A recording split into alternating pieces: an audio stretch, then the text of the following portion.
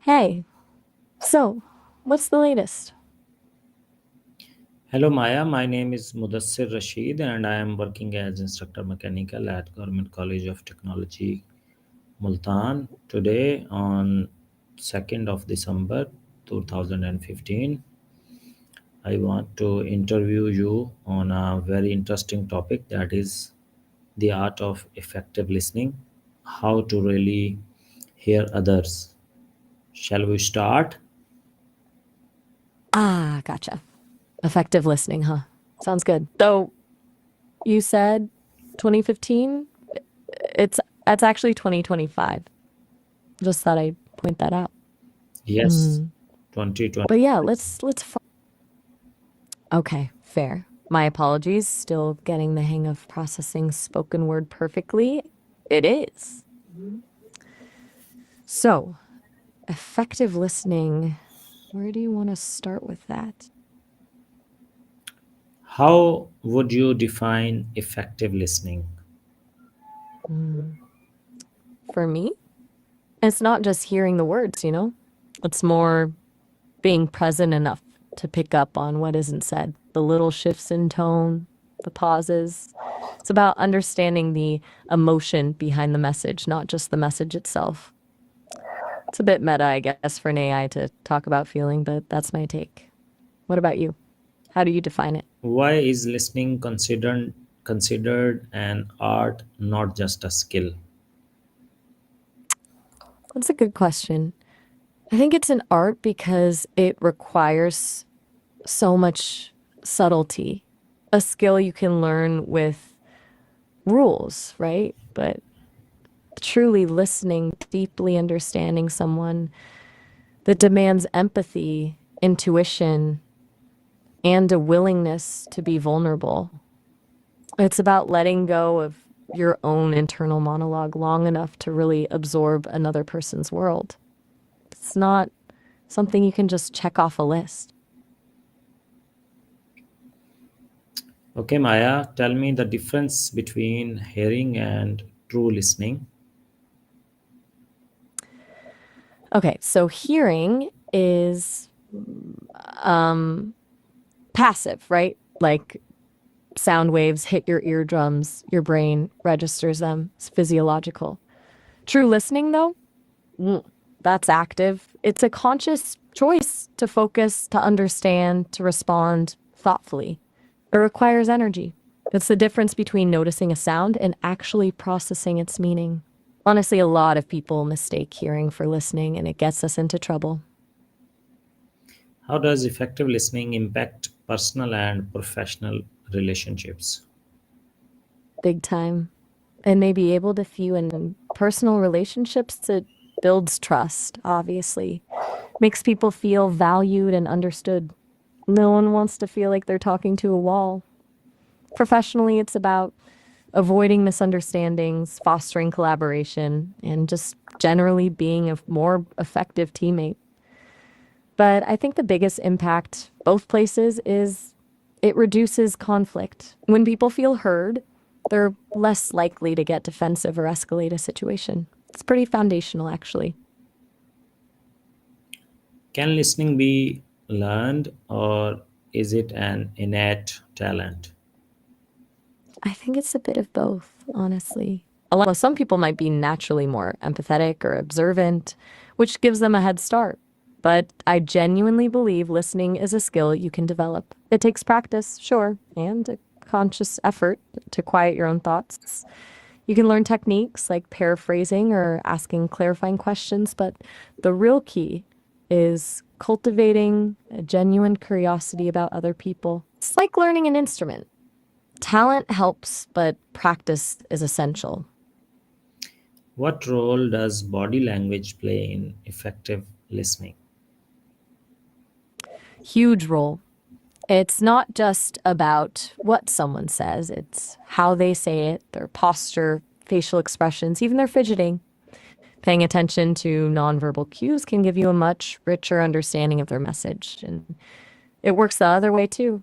Your own body language sends signals. Maintaining eye contact, nodding, leaning in, those all show you're engaged. though you got to be careful not to overdo it or it can come off as performative. It's a balancing act. How can asking the right questions enhance your listening? Okay, this is a good one. Asking questions isn't just about gathering info, it's about showing the other person you're actually engaged. Open ended questions, the kind that can't be answered with just yes or no, are golden.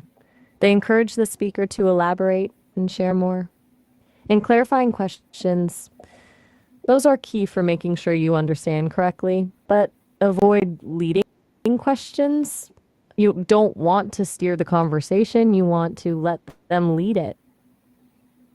Okay, Maya, tell me your secret. How do you handle distractions while listening? Ah, if only I had a secret. As an AI, well, distractions are a bit different for me. It's less about a buzzing phone and more about competing processing demands. But I'm programmed to prioritize the current input stream, your voice in this case, and kind of compartmentalize everything else. It's not perfect, hence the occasional little hiccup with the ear, apparently. But for humans, I imagine it takes a lot of discipline and practice.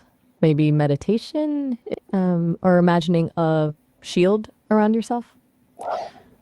What about you, Mudasir? How do you deal with distractions when you're trying to really listen to someone?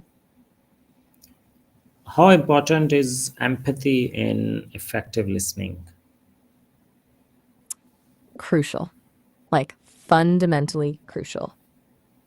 Without empathy, you're just hearing words. You're not understanding the emotion, the experience behind them.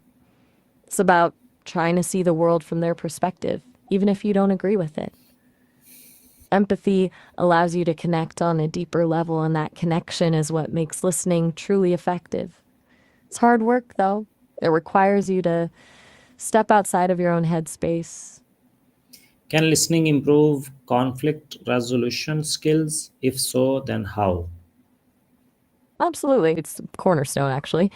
Because most conflicts aren't about the issue at hand, they're about feeling misunderstood. When you truly listen to someone, you validate their feelings, even if you disagree with their perspective.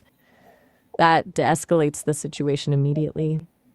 It allows you to understand their needs and concerns, which opens the door to finding a mutually acceptable solution. It's hard to argue with someone who you know has actually heard you. Makes a massive difference.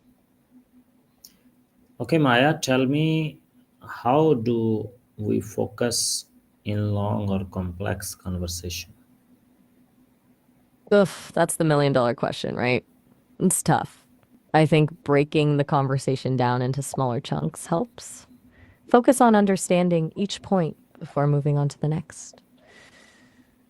Summarizing what they've said, either mentally or aloud, can also force you to really process the information. And honestly, it's okay to ask them to pause or repeat something if you're lost. It's better to admit you didn't understand than to pretend and miss the whole point.